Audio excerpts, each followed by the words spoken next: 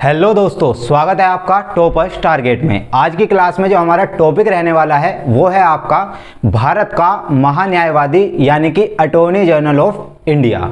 अगर हम attorney general of India की बात करते हैं तो भारतीय संविधान के अनुच्छेद 76 यानी कि इंडियन कॉन्स्टिट्यूशन के आर्टिकल 76 में इससे संबंधित प्रोविजन प्रावधान दिए गए हैं।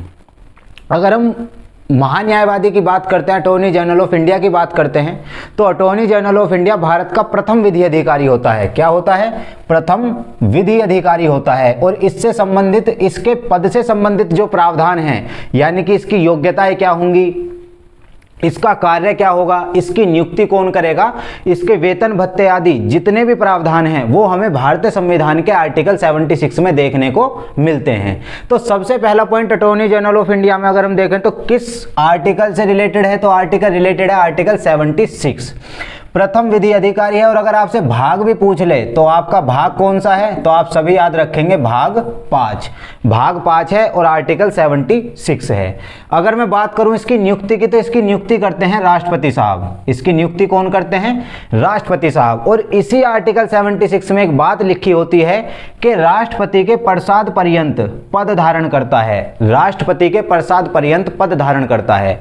इस लाइन का यदि आप मतलब समझें तो राष्ट्रपति के प्रसाद पर्यंत पद धारण करने से तात्पर्य है कि राष्ट्रपति साहब जब चाहें जब इसे इसके पद से हटा सकते हैं, जब राष्ट्रपति साहब ही इसकी नियुक्ति करते हैं। इसके वेतन भत्ते आदि कौन तय करते हैं? राष्ट्रपति साहब तय करते हैं। कौन करते हैं? राष्ट्रपति साहब इसके वेतन भत्ते आदि तय करते हैं।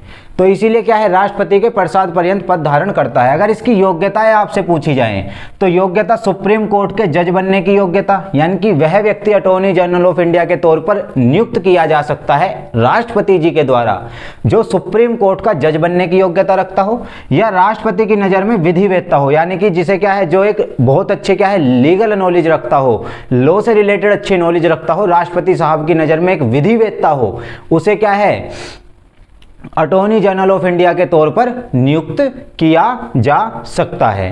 अगर मैं बात करूं इसके कार्य, तो भारत सरकार के खिलाफ मुकदमे, यानी कि ऐसे मुकदमे जो भारत सरकार के खिलाफ डाले जाते हैं, भारत सरकार के खिलाफ कोई भी मुकदमा आता है, उन मुकदमों को क्या है, उन मुकदमों में भारत सरकार का पक्ष रखना, यानी कि उन मुकदमों को भारत सरकार के पक्ष की तरफ से लड़ना, ये इसका पहला काम है। दूसरा काम है कि विधि संबंधी मामलों में भारत सरकार को परामर्श देना, यानी कि कोई विधि या कानून से संबंधित मामला है जिस पर भारत सरकार क्या है, इससे परामर्श मांगे, भारत सरकार क्या है, अटॉर्नी जनरल ऑफ इंडिया से परामर्श मांगे, तो उस पर क्या है, ये परामर्श दे विधि और कानून संबंधित मामले से। या फिर राष्ट्रपति के सौंपे जाने पर कोई अन्य कार्य, और अन्य कार्य कौन से हो सकते हैं, ये आपके कानूनी हो सकते हैं, कानून से संबंधित हों, ठीक है ना, कानून से संबंधित हो, यानी कि कानून से संबंधित क्या है आपका, राष्ट्रपति साहब कोई अन्य कार्य भी सौंपते हैं तो वो क्या है आपका अटॉर्नी जनरल ऑफ इंडिया के अंतर्गत आता है।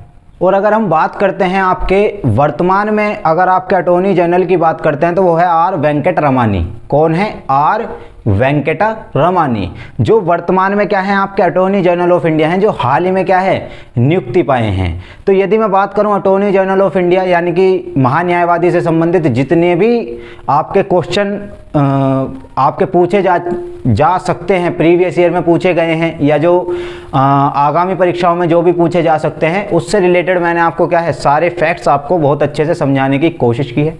अगर आपको ये वीडियो अच्छी लगी हो तो आप इसे शेयर कीजिए, चैनल को सब्सक्राइब कीजिए, वीडियो को लाइक कीजिए। धन्यवाद, जय हिंद।